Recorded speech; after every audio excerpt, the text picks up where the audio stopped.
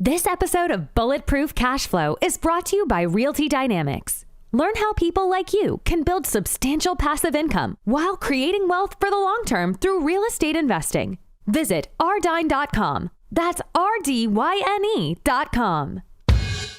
In New York State, the very strange liquor laws compared to a lot of other states, and you can only own one liquor store, and there can only be one liquor store per such a radius. I don't remember offhand what that radius is, but if there's already one liquor store, you can't go and put another one right on the next corner unless it's already grandfathered in.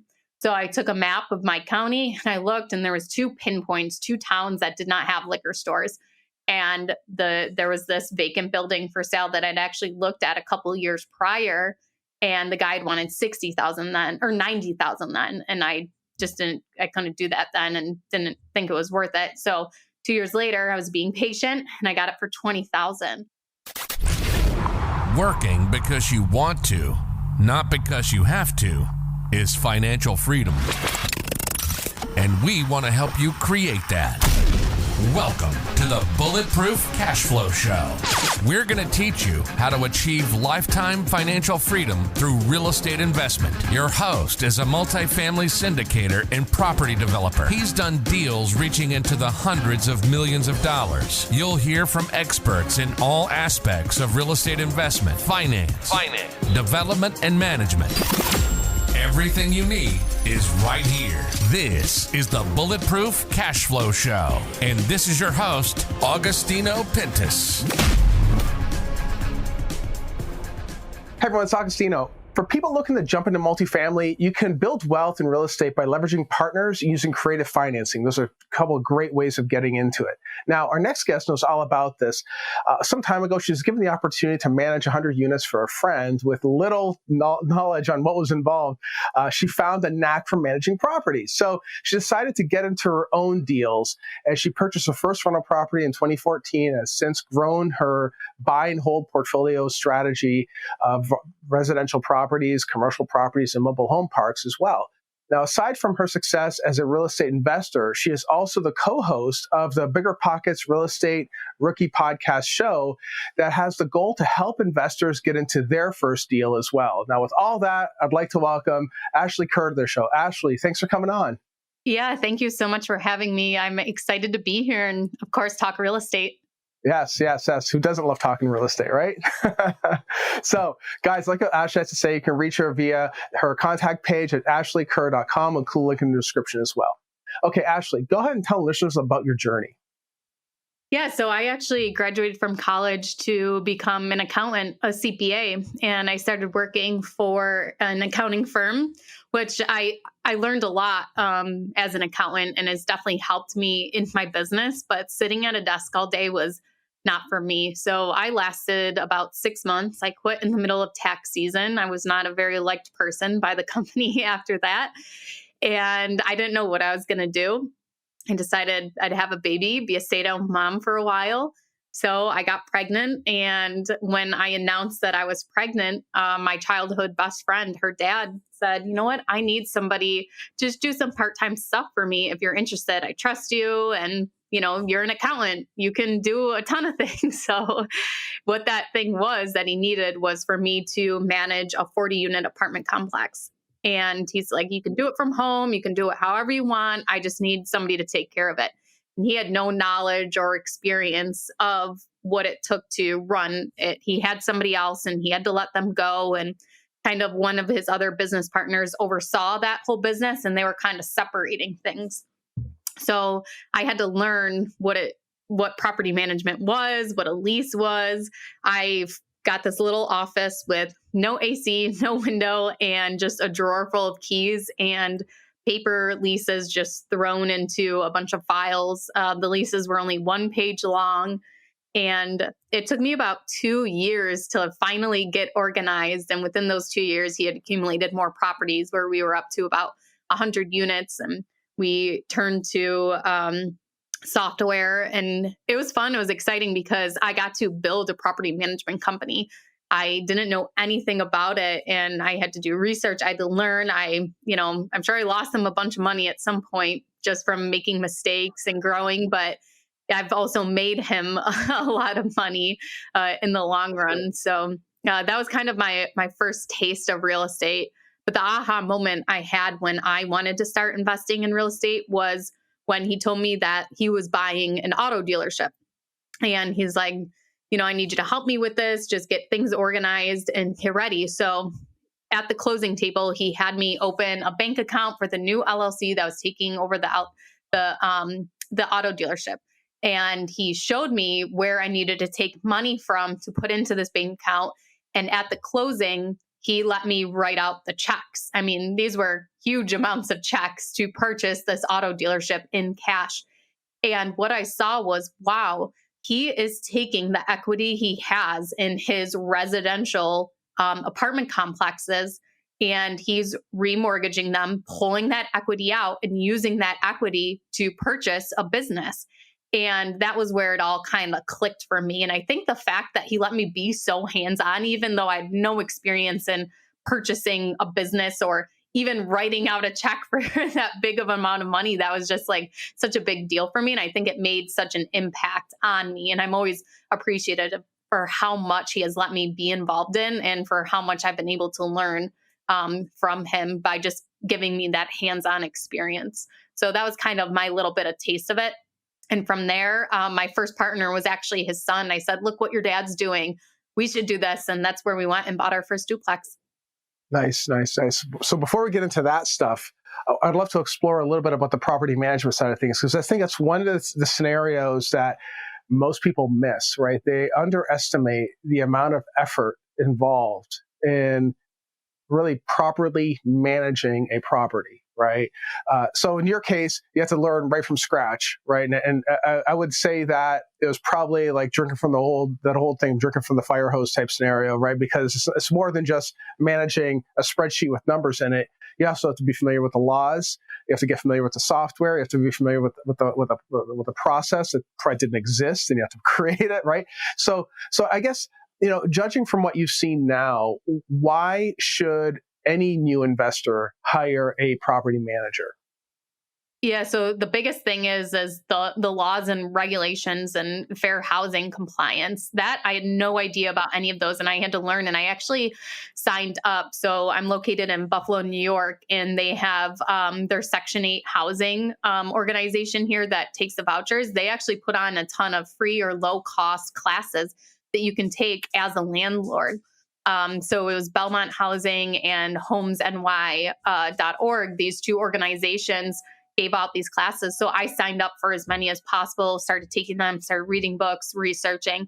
But if I wasn't knowledgeable and I did it all over again, I would have had him probably hire somebody with experience to at least train me on what to do, because it took a while before I understand the things. And luckily it was in a small town. And people were appreciative of me. I mean, I was there probably 60 hours a week for the first year. Just this part-time job was not really that part-time, because I just wanted to build it into something great. And we turned it into this, great property management company that was managing 100 of his units. And then also the 30 that I had accumulated. The part where I made a mistake was that I didn't want to do that anymore. I didn't want to be the property manager. And instead of hiring and training someone, I gave it to a third-party property management company. And I wish I would have kept it and just hired somebody and trained them. But yeah, I think if you're first starting out, if you don't have the time or the energy or the resources to learn and do the research, I would highly recommend hiring a third-party property manager. But if you want to take the time and you can to learn how to do it right, then I think it's definitely doable to self-manage. Yeah, and I would think that when you say don't have the time, it's also like, do you have the inclination? What are you really good at? For instance, like, I'm not a really good property manager. I'd probably make the worst property manager, I would think, right? I'm really good at buying stuff, not so good at property managing. If I could do it, I could make the time, but it's also about core competency, right? I mean, if you don't think you're organized enough to handle the complexities of a 40-unit apartment building, and really provide the good customer service, because essentially it's what it is, right? It's a customer service business. It's, if the tenants get upset, they'll bounce on you, and then those turns are expensive. People don't look at it from that perspective, right? They're thinking about 5%, the actual rate that a typical insurance or property management company will charge. But it's more than that, right? It's trying to reduce turns and trying to provide good customer service, and that's ultimately what it is, I would say, right? Yeah, and just like the convenience or like not having the headache too. And that was like a big thing for me. Why I wanted to get rid of it was because I was willing to pay that. I think we pay 6%, and that 6% was worth it to me to not have to deal with any of it. But also, if you are going to self manage, when you run your numbers, make sure that you're adding in that property management fee anyways, because you might be like me and down the road, you want to outsource this. So that way you have it built into your numbers already and it's not going to kill your cash flow too. Yeah. Or your point earlier, a minute ago, was you want to hire somebody else. You should have hired someone else to manage it. Hey, Augustino here, and I would love to connect directly with you. Text the word books to 844-428-1344 to receive weekly book recommendations from me. Right. Well, most people think, oh, it's not costing me anything. Well, sure, it's costing your time. You should be getting paid for your time, right? But yeah, if you do want to hire someone else so you can focus on other things, yes, you have to build that cost in. You absolutely have to do that. Yeah. Many people forget about that. Yeah, and if you're doing partnerships too, so each of the of my partners, each LLC would pay my property management LLC a fee every month, a property management fee. So it wasn't unfair that me as the one partner was property managing, but yeah, we were still 50-50 on the equity and the cash flow side of things. So that way, when we did switch to a property management company, I no longer got that property management fee anymore. And now it went to the property management company. And so there wasn't that unbalance of, wait, we became 50-50 partners because you said you were going to property manage and now you're not. And now we have to pay out this fee.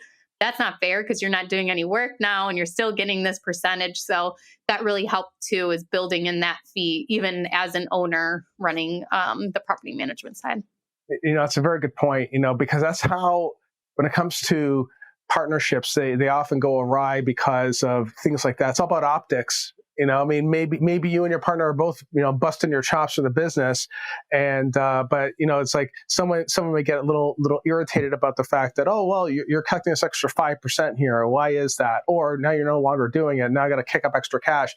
They'll come with all types of excuses. You want to definitely avoid that. No, I think the way you handle that is beautiful. That's great. That's super. Yeah, I think with partnerships, adding in a rate sheet is such a good idea. And just, okay, if you're one person's going to be working on some of the rehab, this is, the hourly rate, or this is what they're going to be paid for this. So that if one partner is going to be hands-on, or even both are, if for some reason they stop, you don't have to change up the equity. The equity can stay the same. They're just not making that money on top of their equity from actually doing, work for the business. Yeah. That's right. Now, what would you say are some of the most important things to look for in a property manager? The first thing I would say is like, take your time interviewing with them. Don't rush. The property management company we ended up going with, we interviewed and spent time with them for 3 months before we actually signed with them. And some things that I have learned is that when you are in a meeting and you are talking with them, get as much as you can in writing, like take notes with them.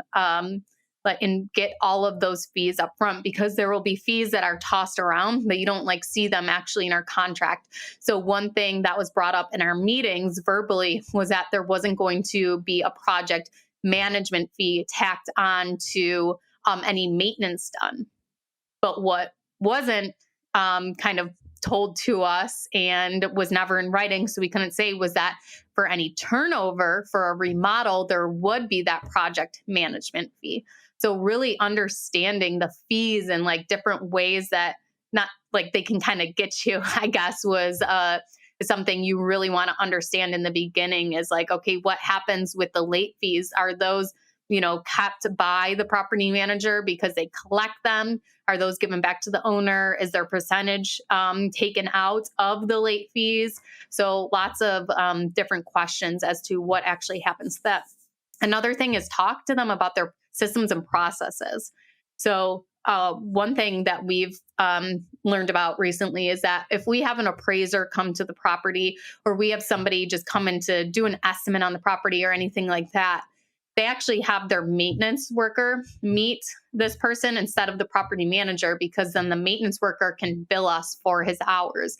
With the property manager, that's covered under their percentage, so that we wouldn't, be charged an hourly rate. So that's why they have the maintenance guy meet us instead.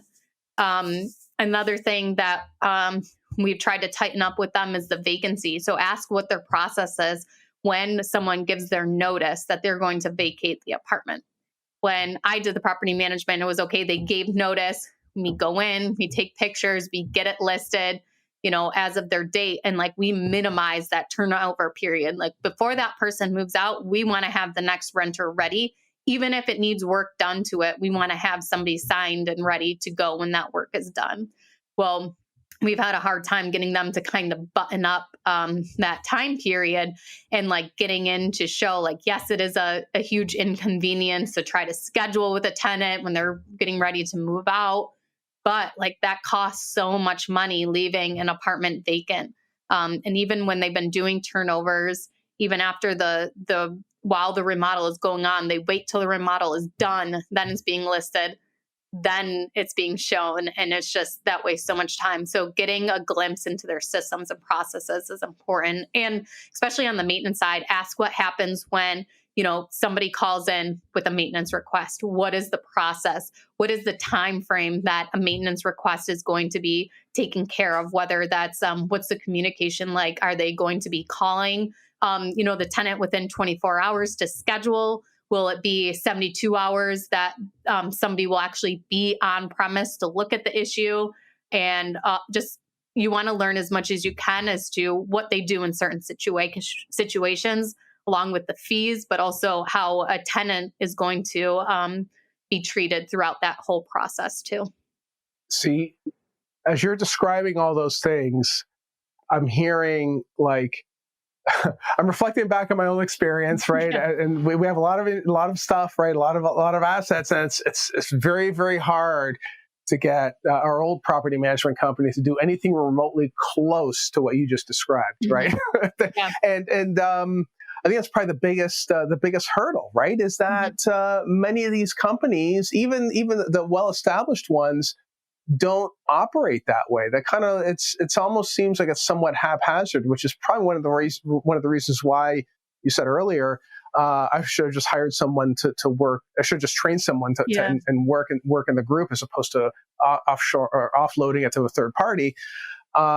Because everything you said has a lot to do. There's an element of customer service, and making sure the residents are happy. There's an element of making sure we're maximizing the investment in that unit, and meaning that you're fixing it up and then you're immediately lining up a person to move in, as opposed to waiting until that cycle is over and then try to find a tenant.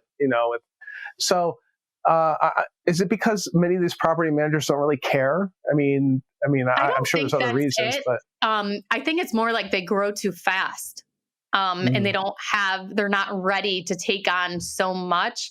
And I think it's a lot of miscommunication between departments. I don't think it's that they don't care. I think it's just there's a lot going on and the systems and processes aren't fine-tuned yet. And just the departments talking back and forth. I think there's a lack of communication between them. And I think that's kind of a big piece of it, such as, maintenance saying, okay, we're starting this remodel this date. You can go ahead to the leasing department, go ahead, start showing it and things like that is what I kind of see. It's not the caring at all. There's certain things that they do that are a great job and go above and beyond, but I think it's a lot of the systems and processes for sure. Yes. And, I guess if you do have if you're able to build your own and somewhat maintain a level of control over it, you'll be able to implement better strategies, tighten those strategies up. And not that I'm suggesting that, anyone listening should be getting into their own property management company. That's a whole different scenario. But my partner, on many of my deals. He's got, I don't know, 70,000 units, something like that. And he's got some equity in the property management group, and they do a great job. And I think it is because he's a visible owner in that business, right? Yeah. So he's able to have some sort of influence on how the flow of information works within the organization, right? Yeah. And but not everyone has that luxury. Not everyone has that luxury. So it comes back down to what you said earlier: is making sure that all these processes and procedures are in place, and if they're not, move on to another group. I want to take a pause from today's show to share something that I've been encountering. As I speak to many investors, there's this concern, and the concern is centered around the inflation we've been experiencing and the devaluation of our currency. Now, we've seen some of the highest inflationary periods over the past 30 years. That's up over 8%. Economists actually believe that inflation is closer to 20%. Some say it's even more. Now, what does this mean for you? Well, it means that money that is sitting in your bank account or self-directed IRA that's not invested in physical assets that hedge against inflation are losing buying power. That means that every minute, every second, that dollar is becoming less valuable. You see this every day. You see this in the groceries you buy, the gasoline you buy, everyday items that you're buying on a daily basis are becoming more and more expensive, and you're using a less powerful dollar to buy these items, meaning that dollar is losing value if it isn't put into a property that produces cash flow, just like real estate does. Now, our team here at Bulletproof Cash Flow has put together a series of weekly webinars that cover real estate investing like multifamily, net lease, and real estate development. Now, these are purely educational webinars. In these webinars, we talk about why real estate offers a powerful opportunity right now and why it makes sense to invest in these assets today. So if you're interested in real estate or want to have the opportunity to get involved as a hedge against inflation yourself, I encourage you to go to bulletproofcashflow.com/webinars. That's bulletproofcashflow.com/webinars. Now you go there, these webinars are 45 minutes and they cover different topics every week. We go over the things you need to know to avoid some of the common pitfalls when it comes to investing while getting you prepared to invest your paper dollars into a real physical asset. Now, if you can't make the webinars, just go ahead and register and we will send you a recording that you can watch at any time. And by the way, these webinars are entirely free. There's no cost to you. This is just something that we do to educate our folks out there. So if you're enjoying this episode, please like and subscribe to Bulletproof Cash Flow. It helps the channel tremendously when you do. Now let's go ahead and get back to the show. I think along the lines of what you were just saying about, you doesn't mean you have to go out and create your own property management company, but like your partner in one of your deals is if you are, a newer investor and you want to start building a portfolio and you don't want to use a third-party property management company, go and find somebody who is a property manager at one of those companies. And if there's somebody you connect with and, partner with them on building your own property management company and let them, help and say, maybe that you can help them out on some deals or something like that. And then you're adding more and more to the portfolio and also more income to the property management company by having that partner who has the experience too. And you can kind of add value to each other that way. That's right. I mean, and I don't want to sound like I'm beating a dead horse here, but management is absolutely huge, and that's why I keep reiterating it. There's a friend of mine. He lives in a 200-unit tower.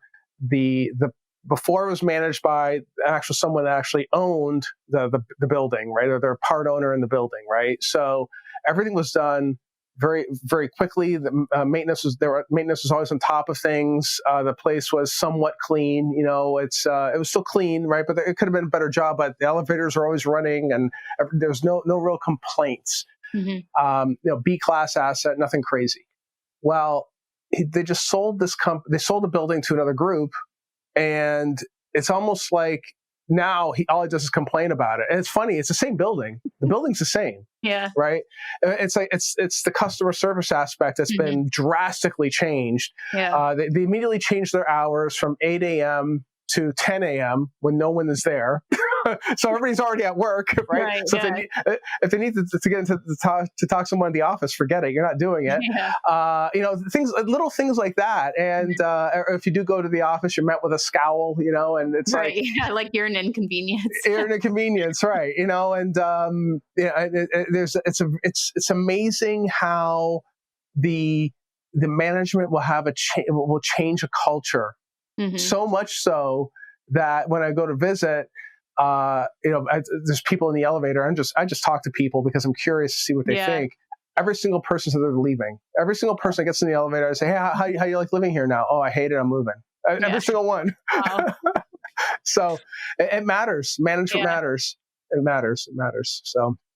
Well, cool. Okay, so let's fast forward now. So now I know with the son of the friend that really pushed you into real estate, you bought a duplex with him. So let's talk a little bit about that. So did you structure some sort of special deal with this guy, or have you done other deals since then? Like what all have you done since then?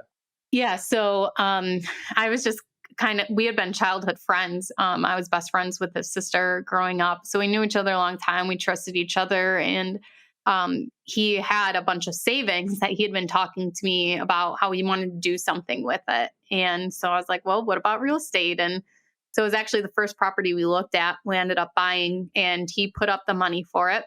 And then I put a little money towards the rehab. I think it was just like $5,000. And it was just a little duplex in the town where the apartment complexes were, the town we had both gone to high school in. So we were really very familiar with the area. And how we structured the deal was we created an LLC together. We were 50% owners of 50 each. And then we also set him as the mortgage holder for the property. So he actually received a principal and interest payment every month for the money that we borrowed from him to purchase the property. So looking back on it, it was actually a pretty sweet deal. I did all the work. I was the property manager. I did the leasing. I ran the rehab, everything like that. And he had nothing to do, like super easy. And he was making 5.5% interest on his money and collecting 50% of the cash flow and building 50% equity into the property. So we've partnered on quite a few deals since then. We still have properties together now. We've sold a couple, and we'll keep partnering on things now. And since then, I've taken on a couple other partners too. It really just depends on what the deal is and who either has some kind of experience in that or has some cash available in the deal that I'm looking at as to who I ask to partner with me. Yeah, and I think the thing to harp on here is that this is someone that you knew, this childhood friend, right? I mean, you're friends with the guy's sister. So when you're getting into a business like this with someone you don't really know very well, especially on a partnership side like this setup, you got to be very, very careful, right? I mean, because if we syndicate all of our stuff, we get everything registered with the SEC. It could be considered a security, and if for whatever reason that person who you don't really know is a little crazy sometimes, and next thing you know, they call the SEC and get you in trouble or whatever the case may be, because you never know, right? It's some of these people they misinterpret what a partnership is, and next thing you know, you're getting a call from the SEC, and I got to deal with all that, or you get someone that's stealing from you, or whatever the case may be. Yeah, and, we have an operating agreement in place that does give him 50% rights to have 50% control of the property if he wants to. So he has the option. He just chooses that he would rather not have to do anything for the property. But so with the other partners, how we structured it is the other partner, I'm 50% owner with another partner, and we share 50-50 everything. So we do 50% of any money that goes into it, 50% of any work that needs to go into it. And then we used to split the property management. He would do the maintenance. And then we also have another LLC where we're actually 60-40 on, where we own an LLC in a couple buildings, or we own a liquor store in a couple buildings too with that one.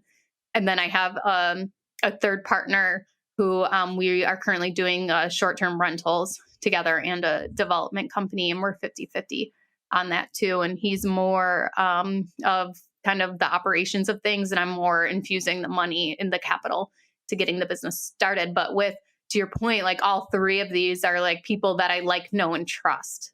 Yeah. If I was going to, so I have a business partner in Seattle right now. We're doing a house flip together. We've become great friends. We don't really know a ton about each other that well. We haven't known each other that well. We both have very different businesses, and I'm partnering with him in exchange for creating content for him. And he's teaching me how to do my first flip. And we have this property that we're doing and, doing YouTube videos, educating people on how it's being done. But we're doing a joint venture agreement on that. We're not doing an LLC. So an LLC ties you together with that person. Like I often joke that it'd be harder for me to, separate from my business partners than it would be to divorce my own husband that I have the LLCs with. And where a joint venture agreement, you're not as married to the person. And I think that's a great way to go about structuring your business with somebody if you don't want to, if you don't know or you're not sure and you want to kind of date the person before you actually establish an LLC or a corporation together. Interesting. No, it's great. That's a super way to handle it too. It's a super way to handle it that way. It's if things do go sideways, it's less messy, and yeah. And I guess in reality, it sounds like it may not be like such high stakes either. If things do go sideways, it isn't like you're standing to lose millions of dollars here either, right? Right. It's not gonna wipe you out. So you're okay with that as well. It's about limiting risk with too. The Seattle house, yeah. With the Seattle house, yeah. The Seattle market's pretty expensive. Oh, that's true too. It is, isn't it? Jeez. Oh my God. Yeah. There's actually an event coming up in I think it's next month that I'm going to be checking out Seattle for the first time. So cool. We'll see how that is. Yeah, we'll see how that is. Yeah.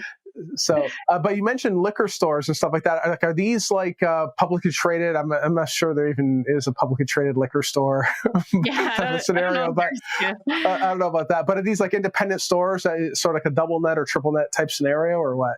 No, I started from scratch. I opened a liquor store in a town. So I bought this 4-unit building for $20,000.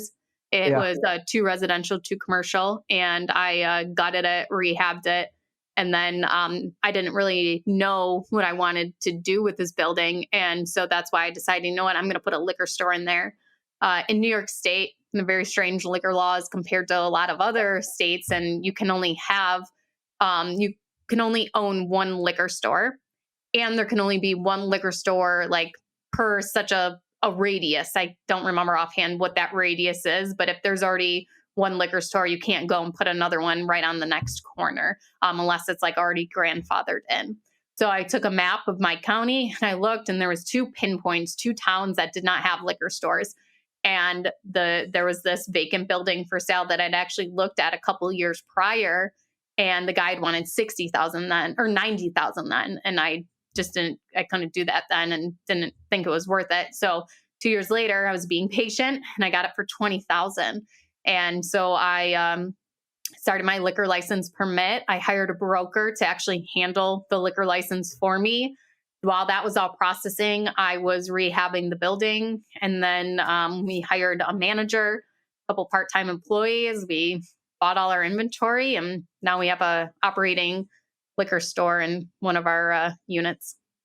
Wow. I mean, those liquor stores are like, those things, I'm sure it does very, very well, right? I mean, I'm sure you've made your money back and then some already. Yeah. That thing.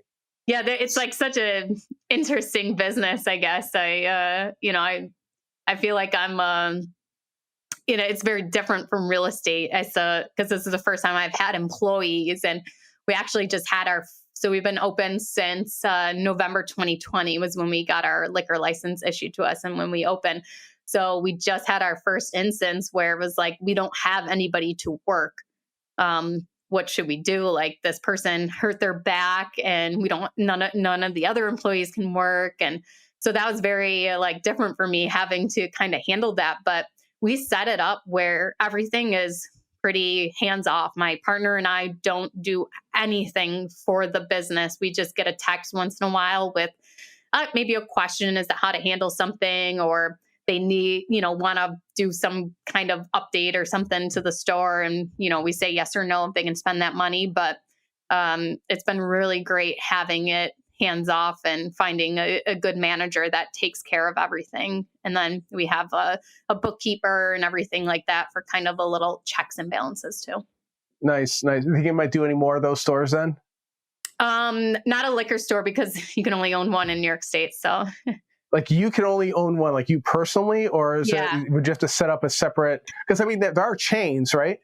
yeah, and that's what I don't know. I mean, I haven't looked into it enough as to like there's Premier and how they do it as to how they get around that. But yeah, the broker who did our liquor license said that it's only one. So like ways around it that people do is their wife now owns a liquor store. Their nephew now owns a liquor store. Oh boy. And so like maybe what my partner and I should have done is just put this liquor store in my name and then opened one in his name somewhere else. So I don't know, but yeah, we're happy with the one. I mean, real estate is our game, and this liquor store is, just to add some diversity into our portfolio, I guess. No, it's interesting. It's somewhat interesting. That's why it's like it's totally off the beaten path when it comes to real estate, right? Yeah. Is that line of business, and I just imagine that it must stay busy all the time, even if it is in a small tertiary market. Not much else to do out there aside from drink, right? Yeah. We're disappointed because we kind of missed like the full blown COVID part because we had just applied right before COVID started. So we would have, had booming business during COVID. Oh, for sure. For sure. So, okay. So right now, you're still getting into buying assets these days. What sort of lines of credit are you using to help you scale this portfolio you're building? Yeah. So I have a line of credit on, it's 3 investment properties. I actually have 2 lines of credit, covering the 3 of them. So that's like my primary use for purchasing properties. I have a private money lender who I have a kind of, it depends on what he's doing at the time, if I have that available to me or not. And then I also have a $1.5 million line of credit with a hard money lender that I recently acquired. So that's kind of been my mainstream, way to finance my deals right now. Nice, good. And you're sticking to mostly your local market then, aside from these other partnerships, but it's mostly the Buffalo, New York market, right?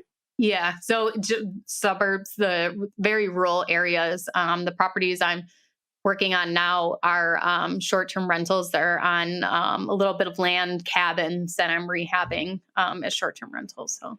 Right. How do you like that, or do you prefer that over your regular monthly sort of rental type scenario, like tenants and all that fun stuff? Which one do you prefer, and which one do you like?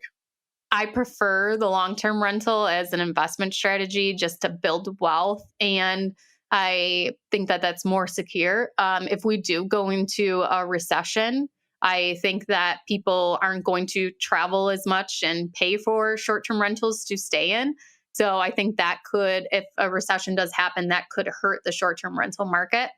I've built, the decent amount of rentals in my portfolio, and I got bored with it, I guess, where if I could buy a duplex in my market, fix it up, get it rented, and, just have it rented out, I can do that in my sleep. So to cure my shiny object syndrome, that's why I'm kind of doing these short-term rental cabins, just to kind of add some diversity to my portfolio. I'm still building my buy and hold rentals too, of course, and just keeping that strong foundation solid. But what I'm really going after right now is a campground. So I have one that's under contract right now. That will be my first one. Nice. Good. Excellent. All right. Well, good. So for someone listening right now, maybe they're thinking about getting into real estate. Maybe they're thinking about buying their first liquor store. What sort of bulletproof advice would you have for that individual? So whatever strategy you want to do, or even if you just want to get into real estate investing, get a job that can help you learn and get experience, and you're getting paid for it. Because you can go to so many investors and say, I'll help you in any way if you mentor me, or, I'll help you find deals. I'll do whatever is this. a lot of investors don't have time to go and create a job for you and to, tell you, okay, this is what I need, and train you as to doing what they need help with. So instead, look at, maybe positions that are already available. So if you want to get into buy and holds and you want to learn about your local market, you want to learn how to manage a property, you could be a leasing agent on Sundays or nights. These could be part-time jobs that you do. And you're going to, as a leasing agent, you're going to get access to all the documentations they use, see what's important to have in a lease or not. You're going to get to look at the units available in your market, know what they're going for. You're going to be able to talk with the people that work there and, see what's going on and learn about property management, learn about the market, other properties that they take on. Okay, what are the good properties? What are the headache properties? Things like that. I met the sheriff once who he was, when he was in college, he would do maintenance requests for an investor. And every morning he would get an email with the maintenance requests, and he would call, make the appointments, and schedule it in between his classes. He would go and he's like, I learned how to do handyman stuff. I got to learn stuff from the tenants, what they like and don't like. And I also had this investor as a resource. And even with me, I learned a lot being a property manager and working with this investor. But one of the biggest advantages that I took away from that position was the connections and the network I built. When I was ready to go get my first commercial loan on a property, I went to the bank where I had helped finance this other investor, all of his deals at. So they already knew me. They knew that if they requested documentation, I would send that right over. They wouldn't have to wait, that, I could answer whatever they needed, and I made their job easier. So when it was time for me to come, it was no problem. And I think actually the second loan I did with that loan officer, he gave me a 90-day unsecured loan to purchase the property. And then I came back to him after closing, refinanced it into a 20-year fixed rate loan on the commercial side too, like something unheard of. And so like just having the people you'll meet, the vendors, and building those relationships will really help too. Excellent. Love it. All right, guys. Well, if you want to reach out to Ashley, you can reach her via her contact page at ashleykehr.com. Hope you got some insight on really how to get started. Anybody can really build wealth in real estate. And of course, the property management side of things is certainly one great way to learn the seemingly blocking and tackling, but ultimately, if you're able to keep your tenants happy, they'll stick around for the long term, and that's really how you make money in real estate. By reducing turns and by keeping your tenants as happy as possible. Thanks for tuning in. I'll see you next episode. Take care. You've been listening to the Bulletproof Cash Flow Show. We hope you've enjoyed the show. We know we had fun. Make sure to visit our Apple Podcast page and leave us a 5-star review. We hope you've gotten some useful and practical information from the show. For real estate coaching, events, and resources, hit up bulletproofcashflow.com. Till next time.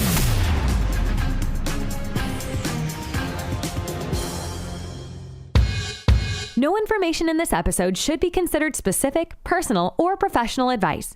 Any investment opportunities mentioned on this show are limited to accredited or sophisticated investors. Any investments will only be made with proper disclosure and subscription documentation and subject to all applicable laws. Please consult an appropriate tax, legal, real estate, financial, or business professional for individualized advice.